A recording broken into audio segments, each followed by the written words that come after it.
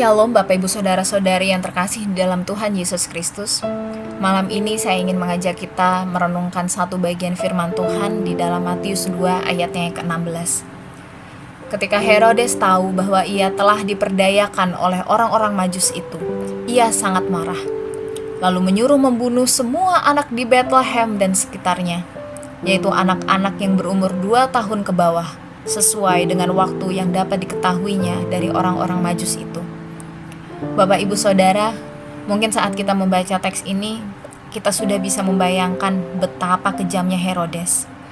Herodes adalah raja yang pada saat itu memerintah di wilayah Yudea.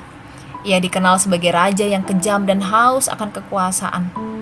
Bahkan dia sangat paranoid kalau ada orang lain yang mengambil tahtanya.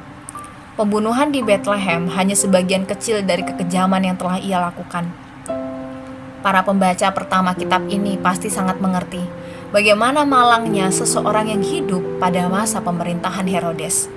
Mereka sangat tertekan dan sangat berduka, seolah-olah dunia ini sudah tidak lagi memiliki harapan. Tetapi justru di masa yang penuh dengan kekejaman dan duka cita ini, Yesus, Sang Juru Selamat dan Raja itu, lahir di tengah-tengah manusia.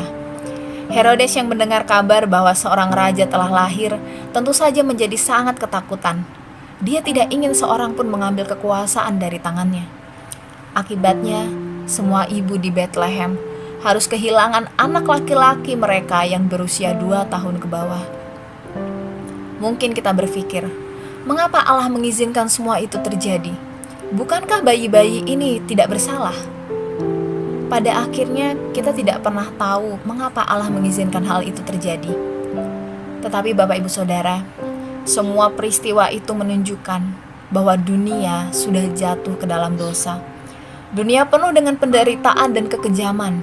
Dunia penuh dengan duka cita. Dan kelahiran Yesus di tengah-tengah manusia pada masa yang penuh dengan kekejaman dan duka cita itu menunjukkan bahwa Allah berkenan tinggal di tengah-tengah manusia yang penuh dengan dosa dan merasakan penderitaan yang sama dengan manusia. Ia adalah Immanuel, Allah yang selalu bersama-sama dengan kita dalam kondisi apapun. Bahkan kehadirannya membawa sukacita dan pengharapan bagi orang-orang yang menantikan dan percaya padanya. Bapak Ibu Saudara, di bulan Natal ini, mungkin ada di antara kita yang masih tengah berduka karena kepergian orang-orang yang kita kasihi. Mungkin ada yang sedang berjuang dengan sakit penyakit. Atau mungkin ada yang penuh dengan kekhawatiran akan hari esok, karena hari esok penuh dengan ketidakpastian. Mari Bapak Ibu Saudara, arahkan pandangan kita kepada Yesus dan terus berharap padanya.